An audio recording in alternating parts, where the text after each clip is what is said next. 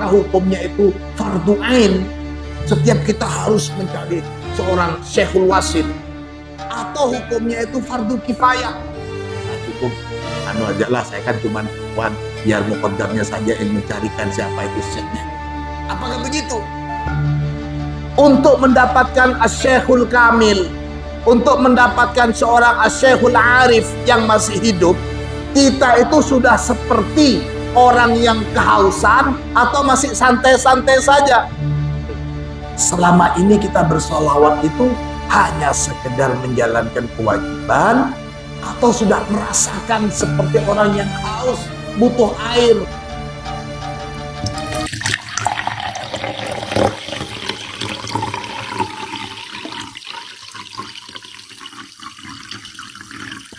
Bismillahirrahmanirrahim. Alhamdulillahirabbil alamin. Allahumma salli ala sayyidina Muhammad al-Fatih lima ughliqa wal khatim lima sabaq, nasiril haqqi bil haqqi wal hadi ila siratikal mustaqim, wa ala alihi haqqa qadrihi wa miqdarihi al-azim.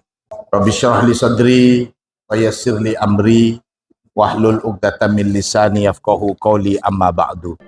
Radhiyallahu an syekhina wa wasilatina ila rabbina Sidi Syekh Abil Abbas Ahmad bin Muhammad At-Tijani wa an muassis al-ma'had ya maftuh babuknya marfu'ah wa an musannifi hadal kitab wa radhiyallahu bihim anna, amin. Fuqara Tijani rahimakumullah, kita masih dalam pembahasan tentang Syekhul Arif, insanun kamil yang bisa membimbing kita menuju hadratullah. Kita kemarin sudah bahas bahwasanya bisa mengetahui, bahkan bisa memiliki seorang Syekh al-wasil, itu adalah satu anugerah yang luar biasa, dan itu tidak lain merupakan hibatun minallah. Sulit untuk mendapatkan, untuk mengetahui asy-syekhul kamil, atau bahasa kita murabbi ruhina, seorang guru yang kalau sudah kita berada bersamanya, kita sudah menganggap diri kita ini mayit di hadapan orang yang memandikan. Pembahasan bahwa sosok syekh ini bagi kita yang termasuk kalangan awam di dalam suluk adalah membutuhkan sosok guru yang tentunya masih hidup. Kalau memang sulit sekali untuk bisa bertemu dengan seorang asy-syekhul wasil, sudah perbanyak saja membaca solawat. Begitu kata Syekh Ahmad. Fa inna man dawama ala hada wa kana ihtimamuhu bil wusul ila Allah taala ihtimamad dam'ani bil ma'. Barang siapa yang sudah istiqomah, ketagihan kalau bahasa kita itu, sudah merasakan nikmatnya mudawamah ala salati ala Rasulillah, merasakan nikmatnya bersolawat kepada Rasulullah, bukan sekedar kewajiban karena punya kewajiban lazimah baik pagi dan sore hari, punya kewajiban wadifah, bukan sekedar itu, tapi perhatian kita dan keseriusan kita dalam bersolawat itu diumpamakan di sini ihtimamad dam'an bil ma'i, seperti orang yang sedang kehausan, orang yang dahaga membutuhkan air. Jadi bukan sekedar menjalankan kewajiban, tapi sudah merasakan butuh dengan sholawat ini. Seperti orang yang haus butuh air. Kalau sudah bisa merasakan begini, akhadallahu biyadihi wajadabahu ilaih. Nah, ini langsung nasrun dari Allah. Langsung diangkat derajatnya oleh Allah. dengan cara dipertemukan seorang Syekhul Kamil, Syekhul Wasil, atau langsung menjadi muridnya Rasulullah. Model cara yang kedua ini yang sudah dianugerahkan oleh Allah kepada guru kita Syekh Ahmad. Syekh Ahmad juga begitu. Mulai dari guru-guru thariqah yang lain.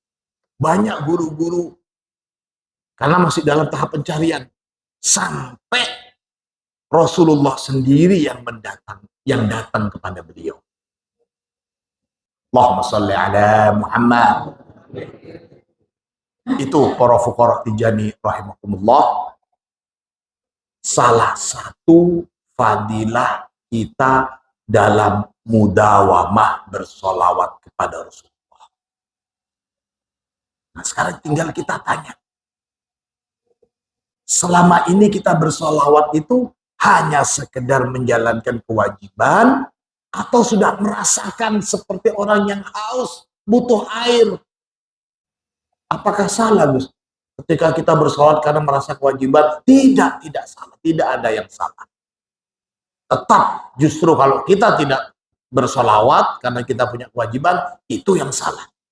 Ketika sudah kita berikrar, sama dengan tadi, ada satu saudara kita, sebelum dia masuk Islam, dia nggak punya kewajiban sholat. Tapi ketika sudah berikrar, siap masuk Islam, berarti siap menjalankan segala kewajiban dalam Islam. Nah kita, bukan cuma menjalankan kewajiban sebagai Muslim, tapi kita juga punya kewajiban sebagai murid Tijani, murid Syekh. Pun. Ada juga yang bertanya kepada Syekh Ahmad, sebagaimana yang ditulis oleh musannif, wa amma su'al an talabi syekh hal huwa fardun ala kulli fardin au alal ba'di dunal ba'di. Ada yang bertanya, wahai Syekh Ahmad, untuk mencari guru yang kamil, seorang Syekh Wasil, itu hukumnya apa sih? Hukumnya itu fardun ala kulli fardin, maksudnya di sini apakah hukumnya itu fardu ain, setiap kita harus mencari seorang Syekhul Wasil, atau hukumnya itu fardu kifayah? Nah cukup aja lah, saya kan cuma ikhwan, biar muqaddamnya saja yang mencarikan siapa itu syekhnya itu. Apakah begitu? Ini maksudnya, hal huwa fardun ala kulli fardin au alal ba'di dunal ba'di. Wa masababu fi kullin. Kira-kira apa sebabnya dari masing-masing jawaban itu? Fal jawab, maka jawabannya anna talaba syekh fi syar'i laisa biwajibin wujuba syar'iyan. Bahwasanya mencari seorang guru al-wasil secara syariat pada umumnya itu, jawabannya Syekh Ahmad, laisa biwajibin wujuban syar'iyan, itu bukan satu kewajiban sebagaimana kewajiban syar'i. Maksudnya kewajiban syar'i itu begini. Kita sholat, itu wajib syar'i. Apa maksudnya? Kalau kita sholat mendapatkan ganjaran, tapi kalau nggak sholat, dosa. Nah ini maksudnya wujuban syar'i.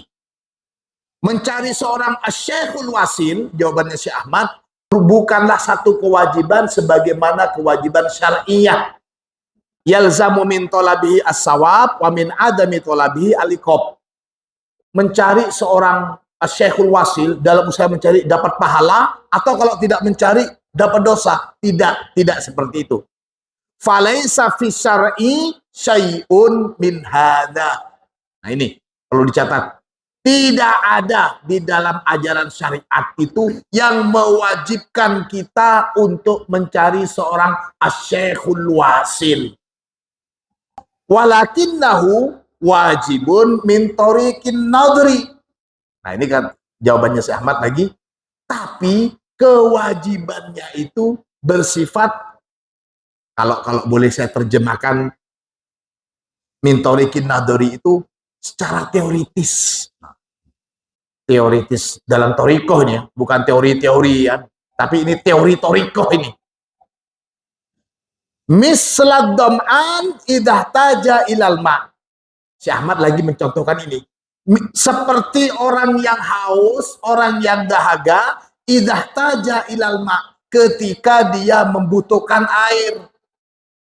Wa illam yatlubhu halaka. Kalau dia tidak mencari air, celaka dia, bisa mati. Orang yang kehausan, gak ada obatnya. Nah, ini dicontohkan begitu oleh Syekh Ahmad. Misla dom'an idza ihtaja ilal ma' wa illam yatlubhu halaka. Fatolabuhu alaihi lazimun min tariqin nadri. Maka secara teori, secara pandangan umum, dia pasti mewajibkan dirinya untuk mencari seorang asy-syekhul kamil. Nah, pertanyaannya kita sekarang ini begini. Untuk mendapatkan asy-syekhul kamil, untuk mendapatkan seorang asy-syekhul arif yang masih hidup, kita itu sudah seperti orang yang kehausan atau masih santai-santai saja. Nah, itu. Bagian begitulah. Wa tariqun nadri fi hada, dan yang dimaksud dengan jalur teoritis di sini maksudnya ma qaddamnahu min kaunin nasi khuliqu li ibadatillah. Si Ahmad mengumpamakan begini, supaya bisa kita memahami dahaga kita itu, ingat lo ya, katanya si Ahmad, manusia itu tidak lain dalam penciptaannya, khuliqu alaihi, di sini khuliqu li ibadatillah. Kita itu tidak lain diciptakan oleh Allah kecuali untuk beribadah. Wa ma khalaqtul jinna wal insa illa liya'budun. Beribadah ini, kalau boleh kita anukan, kita manusia ini butuh sekali kepada Tuhan. Itu sudah menjadi fitrah alami manusia, diakui atau tidak, pasti dia itu akan melihat ada satu kekuatan di atas kekuatan dirinya. Meskipun itu komunis sekalipun, meskipun PKI, meskipun PKI katanya tidak percaya kepada Tuhan, ya Tuhan dalam arti umum, dia nggak percaya kepada Allah, nggak percaya kepada Tuhannya agama ini, iya. Tapi secara naluri, setiap orang itu pasti mempunyai keyakinan ada kekuatan lain di atas kekuatan dirinya. Ini yang biasanya sering disalahgunakan. Ini yang banyak disalahgunakan. Makanya koridor di dalam Islam itu tegas. La ilaha illallah. Tidak ada Tuhan kecuali Allah. Mempraktekkan pemaknaan kekuatan di atas kekuatan kita ini, kalau sampai keliru, maaf, saya sebut, tidak usah disebut agamanya, tapi ada itu. Memuliakan seperti sapi, memuliakan tikus, ada ajaran seperti itu. Minum susu barengan dengan tikus, keberkahan.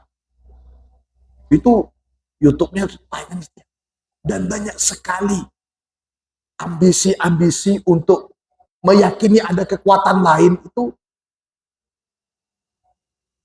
caranya macam-macam. Makanya bagi seorang yang betul-betul tauhidnya itu mantap, dia akan semakin tenang hidupnya. Pemaknaan la ilaha illallah. Tidak ada Tuhan selain Allah. Bukan harta Tuhannya, tapi Allah. Bukan kekayaan Tuhannya, tapi Allah. Bukan ilmu Tuhannya, tapi Allah. Bukan segalanya yang kita lihat, yang kita dengar. Tidak ada yang bisa menandingi Allah. Jadi mantap sekali. Dan hampir semua dakwahnya para nabi itu yaitu la ilaha illallah. Tidak ada Tuhan selain Allah. Maka di sini ketika kita semakin meyakini bahwa kita diciptakan di dunia ini tidak lain untuk orang matur ngabuleh deka pangeran. Selain untuk ngabuleh kita cukup kepada pangeran. Bukan ngabuleh kepada ngabuleh selain pangeran. Kita harus memposisikan diri kita sebagai hamba yang diciptakan dalam keadaan mulia, dan tidak ada makhluk yang boleh mengalahkan kemuliaan manusia. Kita hanya tunduk, kita hanya bersujud kepada Allah. Itu saja. Allahumma sholli ala Muhammad. Nah, sini begini. Ma qaddamna min qauni an-nas khuliqu lil ibadah wa tawajjuh ila al-hadrah ilahiyah bil i'rad an kulli ma siwa. Kalau kita memahami ini, ibadah itu katanya Syekh Ahmad di sini hanya menghadap kepada Allah bil i'radi an kulli ma siwa, dengan menolak semua selain Allah. Wa alimal muridu ma fi nafsihi min at-tasabbut wa tasbit anin nuhudi ilal hadrah ilahiyah. Dan seorang murid itu bisa semakin merasakan bahwa di dalam dirinya itu terlalu banyak rintangan, di dalam dirinya itu terlalu banyak menghalang, terlalu banyak penghalang dalam suluk kita kepada hadrah ilahiyah. Wa alima ajzahu an muqawamati nafsihi bima yuriduhu minha minad dukhul fil hadrah ilahiyah. Nah ini. Maka di sini dikatakan, jadi Syekh Ahmad ingin mengatakan kepada kita, ingat wahai murid-muridku, kita itu diciptakan tidak lain adalah untuk beribadah kepada Allah, betul-betul menyetong ke Allah, tidak sampai letolean. Nah, sekarang permasalahannya, mampukah kita untuk bisa menyetong abad tibi dengan Allah? Makin banyak matur nih. Kasihan seperti Pak Sukri ini enggak Pak. Mas Guri ini enggak Pak. Apa menyetong itu? Manunggaling ya. Manunggaling. Manunggaling kaula Gusti. Wala udra li ahadin fi tarki dzalika min tariqis syar'i. Wala udra lahu fi ghalabatil hawa alaihi wa ajzihi an muqawamati nafsi. Falaysa fi syar'i illa wujubu dzalik. Nah, di dalam syariat memang tidak ada kewajiban secara syariat, tidak ada kewajiban mencari seorang asy-syekhul wasil. Kita itu untuk kalangan awam, kita itu yang wajib adalah bisa mengetahui atau berilmu dalam ibadah kita. Maka kita dituntut untuk mencari syekhut taklim, seorang guru yang mengajarkan cara wudhu, cara beribadah, dan seterusnya. Itu tahapan awam. Nah, kita sebagai tahapan awam di dalam thariqah, kita melihatnya sudah seperti itu juga. Mungkin kalau syariat, cara wudhu itu begini. Tapi di dalam hakikat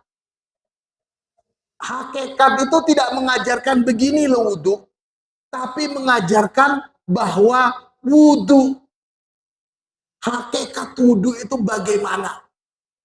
Di dalam hakikat tidak ada namanya ilmu harus begini, fikihnya sholat, fikihnya begini. Tidak, tapi hakikat atau makna sholat itu sendiri.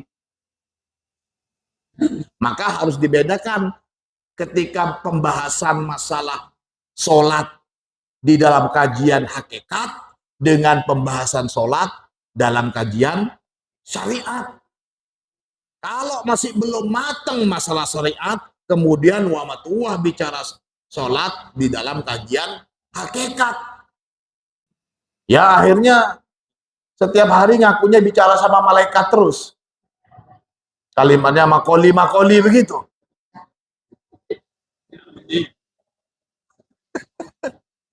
Nah,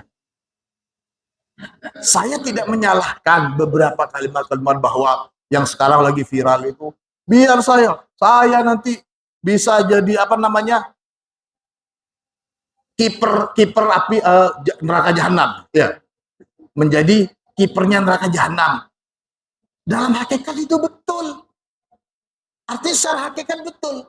Bukankah kita juga punya keyakinan bahwa di dalam thariqah Tijaniyah ini nanti juga bisa memberikan syafaat kepada orang-orang terdekatnya? Gini ngobotan.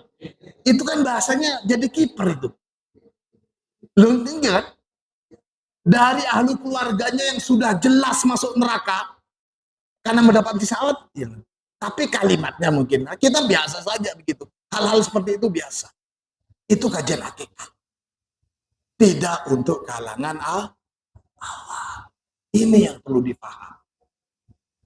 Maka di sini pada catatan terakhir tentang masalah kewajiban mencari guru ini, fanakulu, musannif menukil dauhnya Syekh Ahmad, fahada syekhu yajibu talabuhu ala kulli jahilin la yasauhu ahadun tarkahu wa ma wara'a dzalika minasyuyukh la yalzamuhu talabuhu min tariqis syar'i.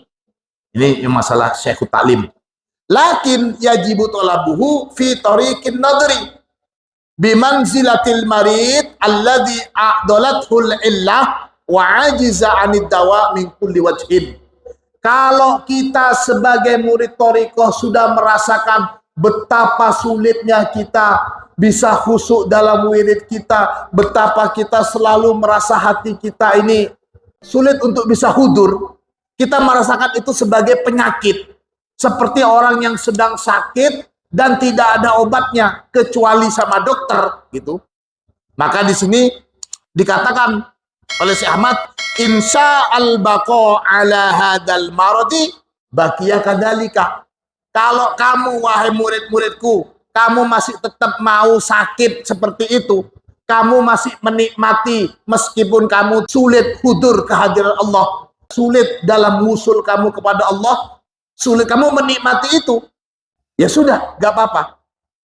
Wa in talabal khuruj ila kamali sihah. Tapi kalau kamu mau keluar dari masalah kamu sulit untuk hudur itu, kalau kamu menganggap ini penyakit dan kamu mau sembuh, qulna lahu, maka saya akan berkata kepada orang itu, katanya Syekh Ahmad, ini wasiatnya Syekh Ahmad, yajibu alaika, maka wajiblah bagi kamu wahai muridku, talabut tabibil mahir, mencari seorang dokter yang pandai. Maksudnya dokter di sini adalah seorang asy-syekhul kamil, at-tabibil mahir alladzi lahu ma'rifatun bil illah wa asliha.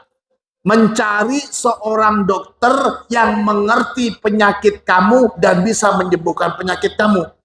Wa bid-dawa'il muzil laha, dan supaya mendapatkan obat untuk menghilangkan penyakit kamu. Wa kaifiyati tanawuliha, dan bagaimana cara mengkonsumsi obatnya itu. Jangan asal ada wirid ditelan mentah-mentah, ada wirid di medsos langsung kobiltu.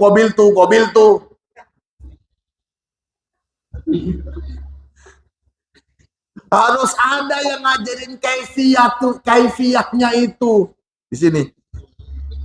Kama wa kaifa wa waqtan wa halan.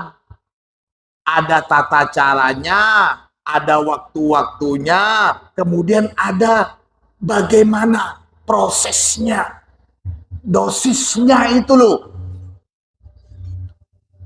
Kalau sudah seperti muridnya Syekh Ahmad yang sudah dosis obatnya sudah tinggi-tinggi dengan zikir yang seperti itu, kemudian dapat pinggir obat-obat di pinggir jalan, yang nggak mempan lah.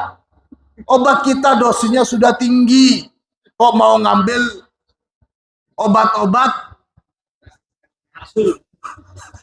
obatnya pikir jalan itu loh. Setiap ada kiriman doa ada kobil tuh. Ini orang kemelah kobil tuh. Apa nggak yakin besarnya dosis obat yang sudah dari Syekh Ahmad? Gini apa? Bahaya juga kalau kebanyakan obat bisa kembung atau TB tabung nih. Allahumma sholli ala Muhammad. Itulah para hadirin wal hadirat sekalian rahimakumullah, beberapa nasihat dari guru kita Syekh Ahmad di dalam kitab Jawahirul Ma'ani wa Bulughul Amani ini.